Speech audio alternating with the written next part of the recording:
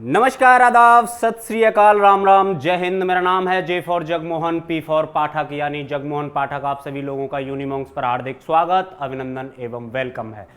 दोस्तों तैयार हो जाइए, कमर कस लीजिए 2024 के लिए और हम शुरुआत करने जा रहे हैं आप ही की सबसे पसंदीदा सब्जेक्ट जिसका नाम है भाई हिंदी व्याकरण। ठीक है, सबसे पहले जानते हैं कि हिंदी व्याकरण क्या है, क्यों है, किस लिए है और वो सारी चीजें मैं आपको बताऊंगा। चलिएगा, हेडिंग डालिएगा आप अपनी कॉपी में, हिंदी व्याकरण।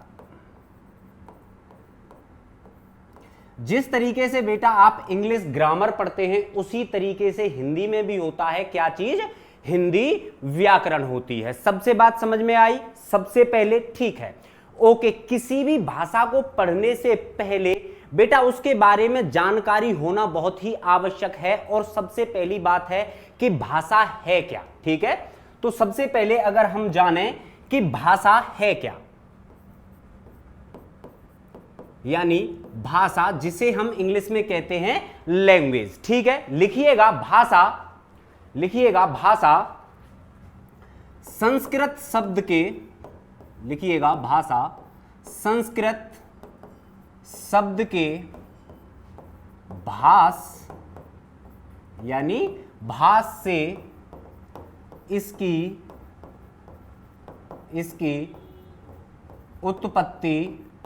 उत्पत्ति हुई है। ठीक है भाई। अच्छा, बात क्या होती है? सबसे पहले भाषा का, भाष का अर्थ क्या है? इस भाष का अर्थ है कहना, कहना या फिर सुनाना। ठीक है भाई, सुनाना। किसका? ठीक है, किसका भाई? भाष जो शब्द है इसी को हम दूसरी भाषा में बोलते हैं क्या बेटा? धातु। धातु का मतलब क्या होता है? धातु का मतलब होता है क्रिया, क्रिया या काम, क्रिया या काम का होना या कार्यरत, कार्यरत यानी जारी रहना, जारी रखना पाया जाता है, पाया जाता है। अच्छा, दोबारा से समझते हैं सही तरीके से मैं कह क्या रहा हूं, आप सुन क्या रहे हैं। मैंने आपको पढ़ाना स्टार्ट किया है हिंदी व्याकरण। ठीक है, सबसे पहला जो पॉइंट है जिसका नाम है भाषा, यानी जो भाषा है उस शब्द की उत्पत्ति किससे हुई है बेटा? यानी संस्कृत के भाष शब्द से हुई है, जिसका अर्थ क्या होता है? जिसका अर्थ होता है धातु, यानी कोई काम या क्रिया जिसका प्रेजेंट टाइम में, जिसका वर्तमान समय में होना या फिर क्या है भाई, जारी रखना पाया जाता है। ठीक है, दूसरी चीज आती है, जैसे कि मैं आपको समझाऊं। अब बात करते हैं हम भाषा की कि सर जी भाषा क्या है, भाषा क्या है? तो बेटा लिखिएगा भाषा वह माध्यम है, भाषा वह माध्यम है जिसके द्वारा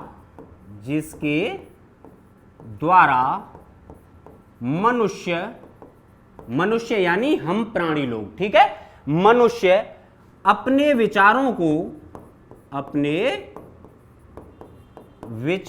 को दूसरों के सामने या दूसरों के समक्ष रखते हैं, दूसरों के समक्ष रखते हैं। अब मैं आपको समझाऊंगा कि कैसे भाषा का क्या हुआ। ठीक है, बहुत अच्छे तरीके से समझना। जैसे कि आपने एक पिक्चर आई थी, मुझे याद नहीं है, शायद चेरना बरनी या कुछ ऐसी पिक्चर थी, अजय देवगन की, है ना, जिसमें वो क्या करता है, फौजी रहता है, सोल्जर्स रहता है। और आपने कभी कभी सुना होगा या देखा भी होगा, एटलीस्ट आप लोग अगर कभी भी इस रीजन में नहीं जा पाए हैं, जम्मू कश्मीर लद्दाख वाले रीजन में, तो कोई डाउट नहीं, आपने पिक्चरों में जरूर देखा होगा कि क्या करते हैं भाई, जैसे ही कुछ होता है वहां पर एक सोल्जर्स पहुंचा, उस सोल्जर्स को एक आवाज सुनाई देती थी, कैसी, नहीं समझ में आया मेरी बात, दोबारा सुनिएगा। इन शब्दों को, यानी ये क्या थे, उनके कोड वर्ड, यानी ये उन लोगों की लैंग्वेज थी। जैसे अगर कोई आ रहा है, अगर उसको खतरा है, किसको, जो कि जैसे सोल्जर्स हैं या जो भी हैं उन पर घात लगाकर जो हमला करते हैं, आप समझिएगा मेरी बात को, या फिर खतरा टल जाने पर आपने कभी कभी ऐसा भी देखा होगा, यानी वो सामने वाला क्या कर रहा है बेटा, सामने वाला अपने विचार, यानी कैसे दूसरों को पता ना चले, समझ गए मेरी बात को, यानी दूसरे सामने वाले को पता ना चले, उस भाषा में, यानी उनके वो खुद कोड वर्ड होते होंगे। तो दोबारा समझते हैं क्या है भाई, जो भाषा है वो किससे, संस्कृत शब्द के भास धातु से निकली हुई है। धातु का मतलब क्या होता है, धातु का मतलब होता है क्रिया, काम का होना या जारी रखना या कार्यरत रहना। ठीक है, बात समझ में आ गई। भाषा का मतलब क्या होता है, सुनना या फिर सुनाना या अपने विचारों को दूसरों के सामने प्रकट करना। अच्छा, भाषा क्या है, भाषा वह माध्यम है या वह मीडियम है जिसके द्वारा मनुष्य अपने विचारों को दूसरों के सामने रखता है। जैसे कि मैंने आपसे कहा, इसका मतलब क्या हुआ, इसका मतलब यह हुआ कि मैं आपको बता पा रहा हूं कि मुझे क्या लगी हुई है, मुझे भूख लगी हुई है, और अगर मैंने आपके पास ऐसे करके इशारा किया तो आपने क्या समझा बेटा, आपने समझा कि सर को प्यास भी लगी हुई है या फिर सर को पानी भी पीना है। यहां तक चीजें समझ में आ गई, कोई दिक्कत कोई परेशानी नहीं होनी चाहिए। चलिएगा, लिखिएगा, भाषा दो प्रकार की होती है। ठीक है भाई, भाषा कितने प्रकार की होती है, तो लिखिएगा, भाषा दो प्रकार की होती है। ठीक है भाई, नंबर फर्स्ट कौन सी है बेटा, तो लिखिएगा मौखिक भाषा। कौन सी, मौखिक भाषा। और दूसरी कौन सी है, तो दूसरी है लिखित भाषा। कौन सी भाई, लिखित भाषा। चलो जल्दी से इसको आप स्क्रीनशॉट ले सकते हो या फिर जल्दी से आप अपनी कॉपी में राइट डाउन कीजिए, ताकि मैं आपको सिर्फ 30 सेकंड का टाइम देता हूं, जल्दी से राइट डाउन कीजिए। और फिर बात करते हैं सबसे ज्यादा और टॉप मोस्ट इंपोर्टेंट, भाई दोनों ही भाषा है, कौन कौन सी बेटा, मौखिक भाषा एंड नंबर सेकंड इज लिखित भाषा। चलिएगा जल्दी से लिखो, मौखिक भाषा। मौखिक भाषा में लिखिएगा, मौखिक भाषा बोलते या लिखिएगा, मौखिक भाषा, नंबर फर्स्ट लिख रहा हूं मैं, मौखिक भाषा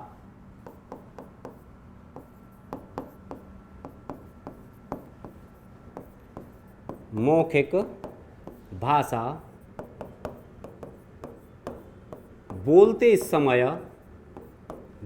समय सार्थक ध्वनियों का सुनाई देना। ध्यान से समझिए मेरी बात को, इस लाइन को तो मस्ट इंपोर्टेंट है, दोबारा समझिएगा कि मौखिक भाषा बोलते समय, लिखिएगा बोलते समय सार्थक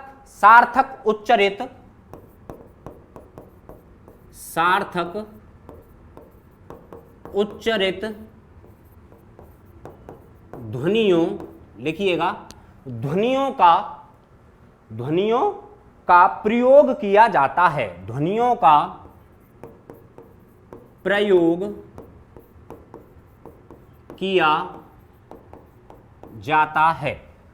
ठीक है भाई, जाता है कैसे, अब मैं आपको बताऊंगा। जैसे अ, आ, ए, ई, उ, ए, ओ। समझ गए, नहीं समझे, दोबारा समझो मेरी बात को।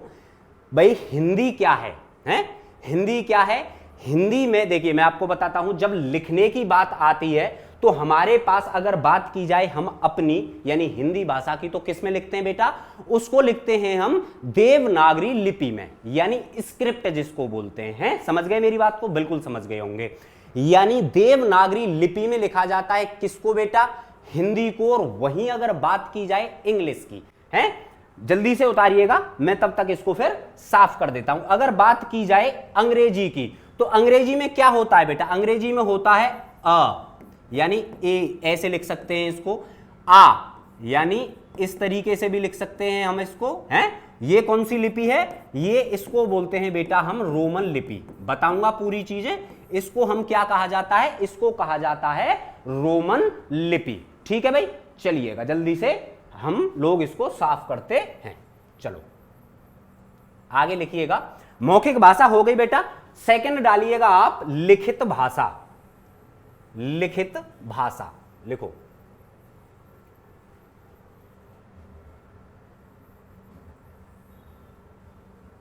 इसको लिखिएगा लिखित भाषा।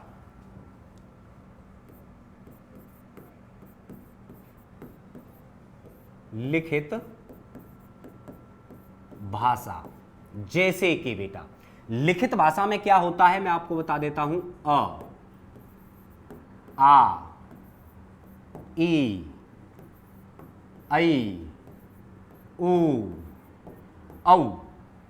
दोबारा सुनिएगा इनको बहुत ही अच्छे तरीके से। अ, आ, ई, ऊ, औ। समझ गए मेरी बात को? चलो लिखो जल्दी से, लिखिएगा इसी में लिखिएगा यहां से। लेकिन लिखित भाषा में लिखिएगा, लेकिन लिखित भाषा में अलग अलग समूहों ने अपने लिए अलग अलग अर्थ तय किए हैं। लिखिएगा अलग, लिखिएगा लिखित भाषा में, स्टार मार्क करके लिख रहा हूं, लिखिएगा लिखित,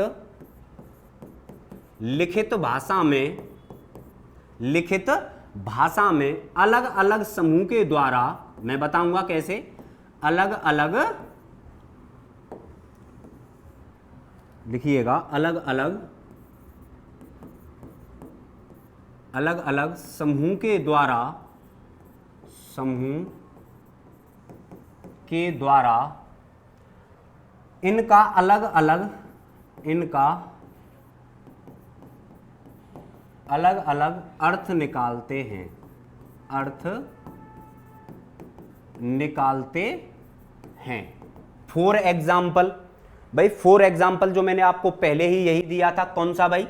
यहां से मैं साफ कर रहा हूं, ये रेड वाला, ये आई थिंक आप लोगों ने अच्छे तरीके से लिख लिया होगा। चलिएगा चलो जल्दी से लिखो। जैसे कि भाई लिखित भाषा में अलग अलग समूह, समूह का मतलब क्या होता है बेटा? मैंने आपको बताया है कि किसी भी भाषा को लिखने के लिए भाई किन चीजों का इस्तेमाल किया जाता है?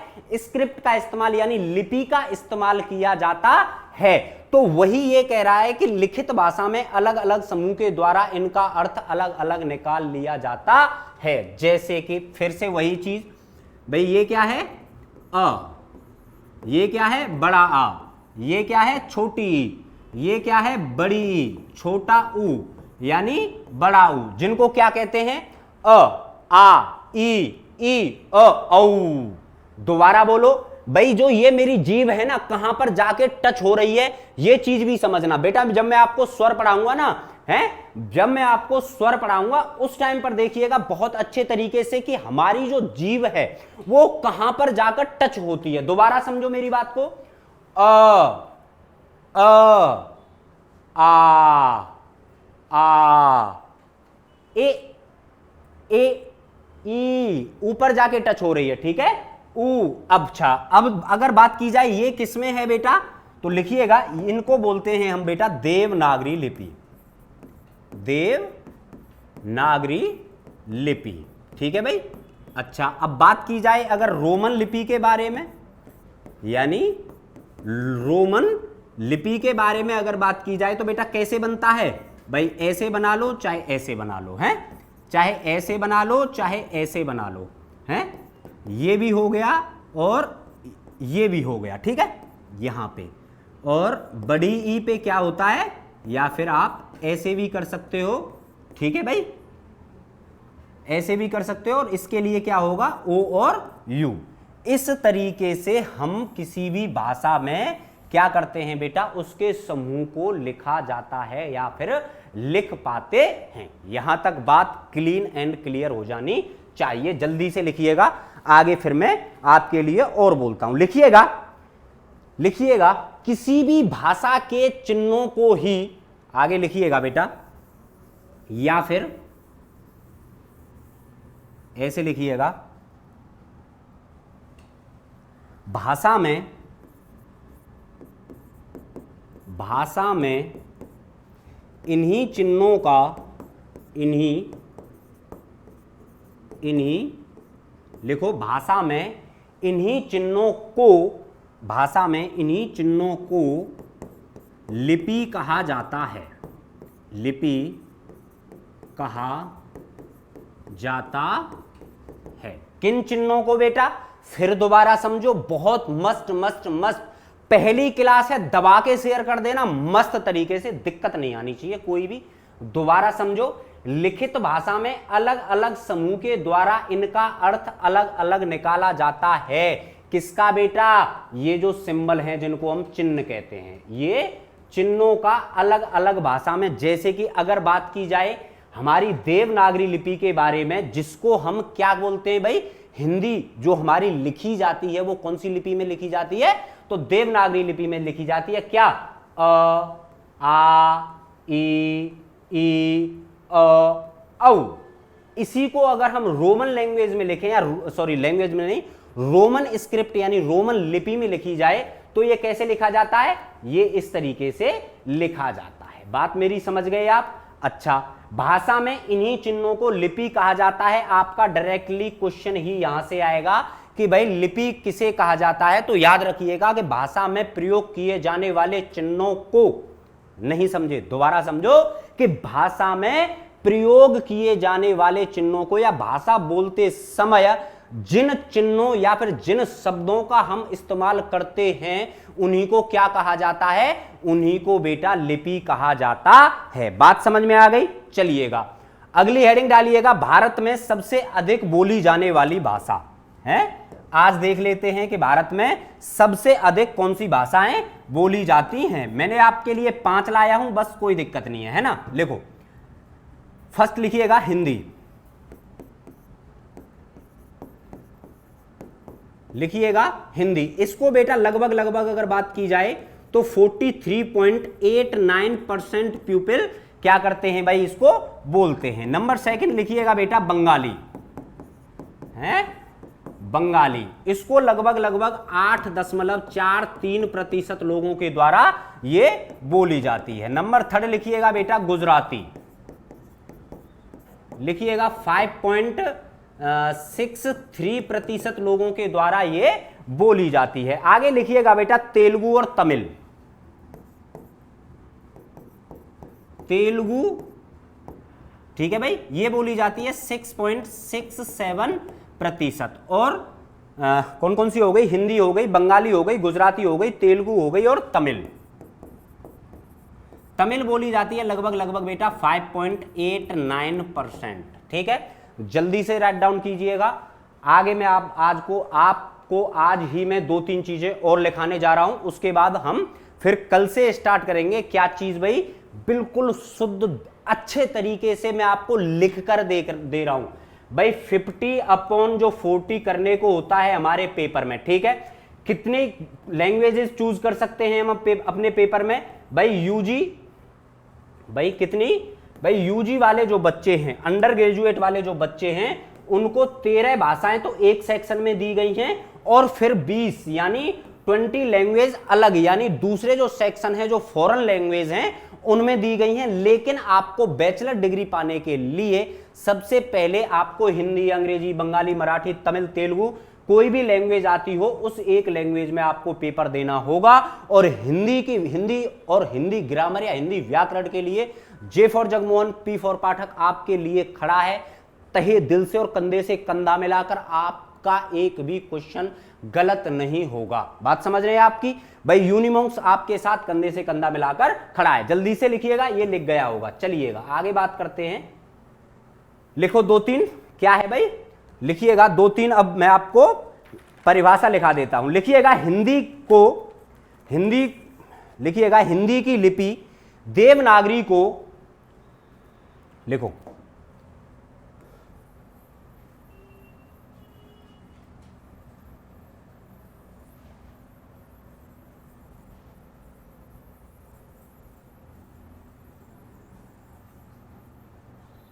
लिखिएगा, लिखिएगा हिंदी की लिपि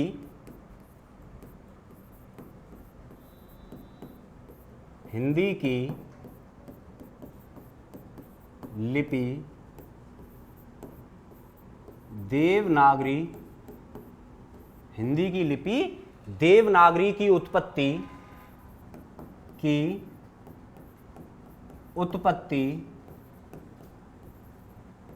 ब्राह्मी लिपि से हुई है। अब आप पूछोगे सर जी ये लिपि क्या है? अब मैं आपको आपकी हिस्ट्री में हल्का सा ले जाऊंगा, ज्यादा नहीं ले जाऊंगा। बेटा आपको क्या याद है, आपने जब एक बार चैप्टर पढ़ा था क्या भाई, अशोका है, अशोका वाला याद है? तो अशोका के द्वारा कुछ स्तंभ लिखे गए थे, नहीं समझ में आया सर? अभिलेख लिखे गए थे। ओके सर समझ में आ गया, जिनको आप कह रहे थे कि पीतल के कुछ, हाँ वही बिल्कुल। तो क्या कहना चाहता हूं मैं, यही कहना चाहता हूं कि जो हिंदी की उत्पत्ति है या हिंदी लिपि की जो उत्पत्ति है वो जो देवनागरी है, और देवनागरी की उत्पत्ति किससे हुई है बेटा? तो देवनागरी की उत्पत्ति हुई है ब्राह्मी लिपि से। किससे? ब्राह्मी लिपि से, जो कि अशोक के इंस्क्रिप्शन यानी अभिलेख कौन सी लिपि में लिखे हुए मिले थे? यानी ब्राह्मी लिपि में लिखे हुए मिले थे। बात समझ में आ गई? बात समझ में आ गई? लिखिएगा संसार की, आगे लिख लीजिए, या वर्ल्ड की, थोड़ा सा और लिखा देता हूं, चलिएगा लिखिएगा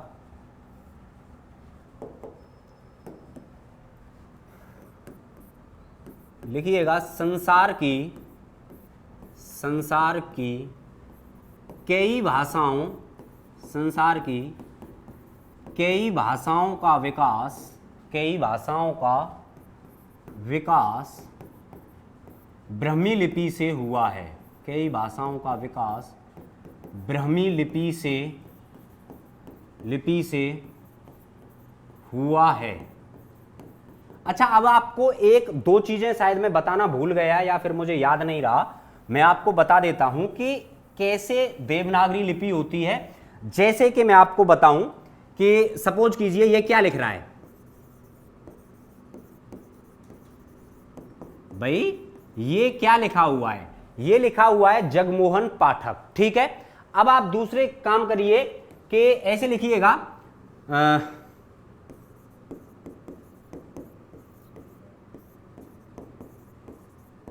क्या मैंने इसके ऊपर भाई क्या मैंने इस अंग्रेजी के ऊपर ये डंडा खींचा? नहीं खींचा सर जी, आपने डंडा नहीं खींचा। तो यही अंतर होता है। ये कौन सी लिपि है बेटा? इसको हम बोलते हैं रोमन लिपि भाई, इसको हम क्या बोलते हैं? रोमन लिपि। और इसको हम क्या बोलते हैं बेटा? तो इसकी को कहते हैं हम देवनागरी लिपि। बात समझ में आ गई मेरी? अच्छे तरीके से समझ में आ गई? कोई दिक्कत, कोई परेशानी नहीं होनी चाहिए। मैंने क्या लिखा था कि संसार की कई भाषाओं का विकास ब्राह्मी लिपि से हुआ है। जैसे कि लिखिएगा बेटा, जैसे कि लिखिएगा संस्कृत, मराठी, नेपाली, जल्दी लिखो। संस्कृत भाई लिखो,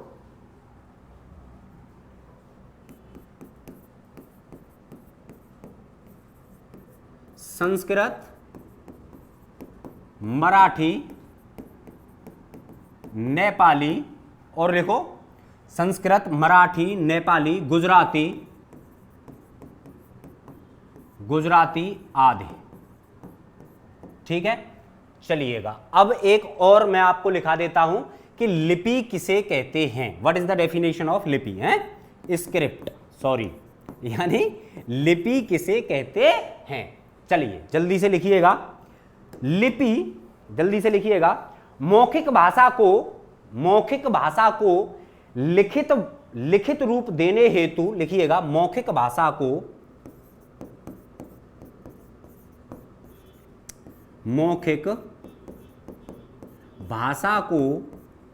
लिखित रूप देने हेतु